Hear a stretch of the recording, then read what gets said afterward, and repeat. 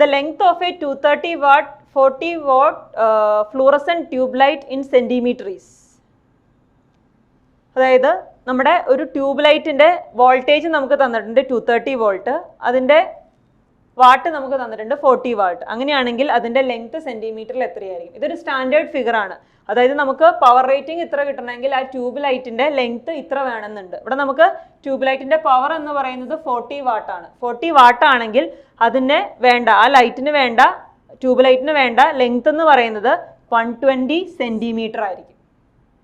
ഇതൊരു അങ്ങനെയുള്ളൊരു ഫിഗറാണ്. അതിൽ നമുക്ക് വേറെ സബ്സ്റ്റിറ്റ്യൂഷനോ ഒന്നുമില്ല. 40 വാട്ടാണെങ്കിൽ അതിൻ്റെ ലെങ്ത് എന്ന് പറയുന്നത് 120 സെൻറ്റിമീറ്റർ ആയിരിക്കണം.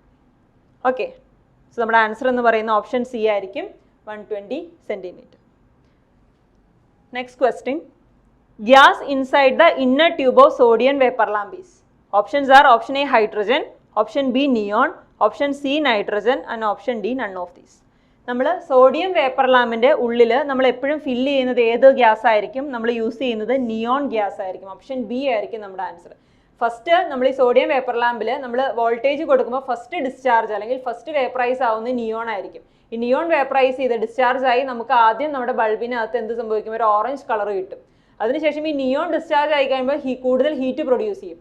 സോ നമ്മുടെ ഈ സോഡിയം വേപ്പർ ലാമ്പിലെ മെറ്റാലിക് സോഡിയത്തിന് വേപ്പറൈസ് ആവാനുള്ള അല്ലെങ്കിൽ ഡിസ്ചാർജ് നടക്കാനുള്ള ഒരു ടെമ്പറേച്ചർ ആര് പ്രൊവൈഡ് ചെയ്യും? ഈ പറഞ്ഞ നിയോൺ ഗ്യാസ് പ്രൊവൈഡ് ചെയ്യും. സോ നിയോൺ ഒരു സ്റ്റാർട്ടർ പോലെ നമ്മുടെ എവിടെ ആക്ട് ചെയ്യും? ഈ സോഡിയം വേപ്പർ ലാമ്പിൽ ആക്ട് ചെയ്യും. സോ നമ്മൾ സോഡിയം വേപ്പർ ലാമ്പിൽ ഏതായിരിക്കും നമ്മൾ യൂസ് ചെയ്യുന്നത്? നിയോൺ ആയിരിക്കും യൂസ് ചെയ്യുന്നത്. ഫസ്റ്റ് നിയോണിൽ ഡിസ്ചാർജ് നടന്ന ഒരു ഓറഞ്ച് കളർ നമുക്ക് കിട്ടും. അതിനുശേഷമായിരിക്കും നമ്മുടെ മെറ്റാലിക് സോഡിയം വേപ്പറൈസ് ആവുന്നത്. അന്നേരം നമ്മുടെ യെല്ലോ കളറിലോട്ട് നമ്മുടെ ലാമ്പിൻ്റെ കളർ ഷിഫ്റ്റ് ആവും. Okay, next question, the component used in tube light to reduce the radio interferences. Tube ലൈറ്റിൽ നമ്മൾ റേഡിയോ ഇൻ്റർഫറൻസ് റെഡ്യൂസ് ചെയ്യാൻ വേണ്ടി നമ്മൾ യൂസ് ചെയ്യുന്നത് അവിടെ ഒരു കപ്പാസിറ്റർ ആയിരിക്കും. ഇവിടെ ഓപ്ഷൻ ഡി കപ്പാസിറ്റർ ആയിരിക്കും നമ്മുടെ answer. Okay, next question, ELCB refers to. നമ്മൾ ELCB എന്തിനാണ് യൂസ് ചെയ്യുന്നത്? നമ്മുടെ എർത്ത് ലീക്കേജിൽ നിന്ന്. എർത്ത് ലീക്കേജ് എന്തെങ്കിലും വന്നു കഴിഞ്ഞാൽ നമ്മുടെ സർക്യൂട്ടിനെ പ്രൊട്ടക്ട് ചെയ്യാൻ വേണ്ടി നമ്മൾ യൂസ് ചെയ്യുന്ന ഒരു പ്രൊട്ടക്റ്റീവ് ഡിവൈസ് ആണ് ഏതെന്ന് പറയുന്നത്? ELCB എന്ന് പറയുന്നത് അല്ലേ? ELCBയുടെ ഫുൾ ഫോം എന്താണ്? എർത്ത് ലീക്കേജ് സർക്യൂട്ട് ബ്രേക്കർ എന്നാണ്. ഇവിടെ ഓപ്ഷൻ എ എന്താണ്? Electric line circuit breaker. അതല്ല, option B earth leakage circuit breaker. ഇതാണ് നമ്മുടെ കറക്റ്റ് ആൻസർ എന്ന് പറയുന്നത്. ഏതാണ്? ഓപ്ഷൻ ബി ആയിരിക്കും അല്ലേ? Earth leakage circuit breaker, ELCB. അതായത് എർത്ത് ലീക്കേജ് എങ്ങാനും വന്നു കഴിഞ്ഞാൽ നമ്മുടെ സർക്യൂട്ടിനെ പ്രൊട്ടക്ട് ചെയ്യണം. അതിന് വേണ്ടിയിട്ട് നമ്മൾ നമ്മുടെ സർക്യൂട്ടിൽ കണക്ട് ചെയ്യുന്ന ഒരു ഡിവൈസ് ആണ്, ഒരു പ്രൊട്ടക്റ്റീവ് ഡിവൈസ് ആണ് ഏതെന്ന് പറയുന്നത്?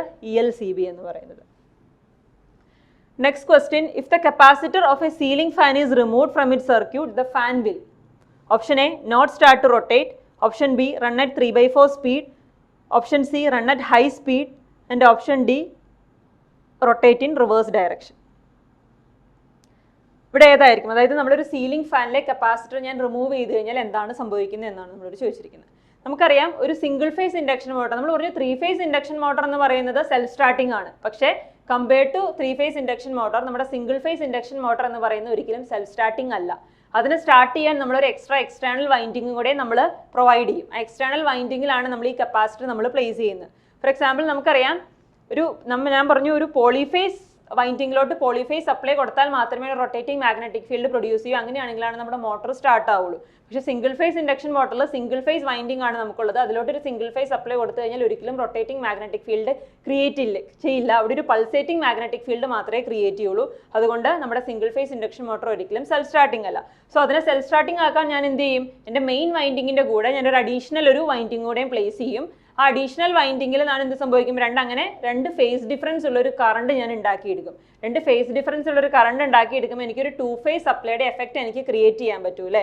സോ അങ്ങനെ ഒരു പോളിഫേസ് സപ്ലൈയുടെ എഫക്റ്റ് ക്രിയേറ്റ് ചെയ്ത് ആണ് ഞാൻ എന്ത് സ്റ്റാർട്ട് ചെയ്യുന്നത്? എൻ്റെ സിംഗിൾ ഫേസ് ഇൻഡക്ഷൻ മോട്ടറിന് ഞാൻ സ്റ്റാർട്ട് ചെയ്യുന്നത്. സോ അങ്ങനെ ഒരു എഫക്റ്റ് ക്രിയേറ്റ് ചെയ്തെടുക്കാൻ വേണ്ടിയിട്ടാണ് ഞാൻ ഞാൻ പറഞ്ഞു മെയിൻ വൈൻഡിങ്ങിൻ്റെ കൂടെ നമ്മളൊരു അഡീഷണൽ വൈൻഡിങ് കൂടെ യൂസ് ചെയ്യുന്നുണ്ട്. അഡീഷണൽ വൈൻഡിങ്ങിൽ ഞാനൊരു കപ്പാസിറ്റർ വെക്കുമ്പോൾ എന്ത് സംഭവിക്കും? അതിൽ കൂടെ ഒരു ലീഡിങ് കറണ്ട് ആയിരിക്കും ഫ്ലോ ചെയ്യുന്നത്. നമ്മുടെ മെയിൻ വൈൻഡിങ് എന്ന് പറയുമ്പോൾ അത് ഇൻഡക്റ്റീവ് ആയിരിക്കും അല്ലേ? സോ ഇൻഡക്റ്റീവ് കൂടെ ഫ്ലോ ചെയ്യുന്ന കറണ്ട് എന്ന് പറയുന്നത് എന്തായിരിക്കും? ഒരു ലാഗിങ് കറണ്ട് ആയിരിക്കും. സോ ഒരു ലീഡിങ് കറണ്ടും ലാഗിങ് വരുതും അതിന് തമ്മിൽ നമുക്കൊരു ഫേസ് ഡിഫറൻസും കിട്ടും അല്ലേ? സോ അങ്ങനെ വരുമ്പോൾ എന്ത് സംഭവിക്കും? നമുക്കൊരു 2 ഫേസ് സപ്ലൈയുടെ എഫക്റ്റ് നമുക്ക് അവിടെ ക്രിയേറ്റ് ചെയ്യാൻ പറ്റും. അതായത് സിംഗിൾ ഫേസ് ഇൻഡക്ഷൻ മോട്ടർ എന്ന് പറയുമ്പോൾ നമ്മുടെ സിംഗിൾ ഫേസ് ഇൻഡക്ഷൻ മോട്ടറിന്റെ റോട്ടർ ആണെന്ന് വിചാരിച്ചോ. അത് കഴിഞ്ഞാൽ നമ്മൾ സ്റ്റേറ്ററിലോട്ട് നോക്കുമ്പോൾ ആക്ച്വലി എനിക്കൊരു മെയിൻ വൈൻഡിങ് ഉണ്ടാവും. മെയിൻ വൈൻഡിങ്ങിന്റെ റെസിസ്റ്റൻസും ഇൻഡക്ടൻസും ആണ് ഞാനിവിടെ കാണിച്ചിരിക്കുന്നത്. അതുപോലെ തന്നെ ഇതിനെ സെൽഫ് സ്റ്റാർട്ടിങ് ആക്കാൻ വേണ്ടി ഞാൻ എന്ത് ചെയ്യും, ഒരു ഓക്സിലറി വൈൻഡിങ്ങും കൂടെ ഞാൻ കണക്ട് ചെയ്യുന്നുണ്ടാവും അല്ലേ. ഓക്സിലറി വൈൻഡിങ്ങിൽ ഞാൻ എന്ത് സംഭവിക്കും, ഒരു കപ്പാസിറ്ററും കൂടെ ഞാൻ കണക്ട് ചെയ്യുന്നുണ്ടാവും.